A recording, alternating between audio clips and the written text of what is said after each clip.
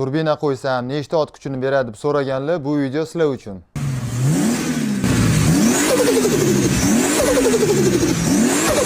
O'rtoqlar, bitta narsani bilib olinglar, turbina 50 ot kuchini ham bera oladi, 500 ot kuchini ham bera oladi. Faqat uni ishlash prinsipini tushunib olinglar. Turbinaning vazifasi motorga kirayotgan havoni ko'paytirish bo'ladi. Motorga qancha ko'p havo kirsa, shuncha ko'p benzin yonadi.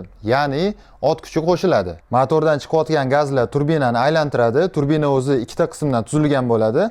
Sovuq qismi deyiladi, issiq qismi deyiladi.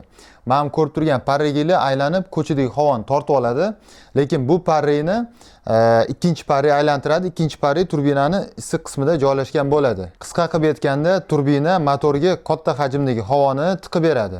Lekin turbinani standartli motorga qo'yib bo'lmaydi, chunki motorni kuchaytirish kerak bo'ladi.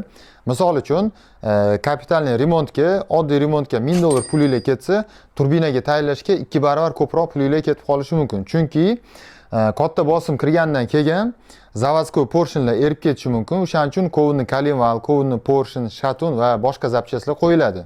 Standartli motorga ham turbina qo'ysa bo'ladi deyishinglar mumkin, to'g'ri qo'ysa bo'ladi, lekin unaqa ko'p kuch bermaydi.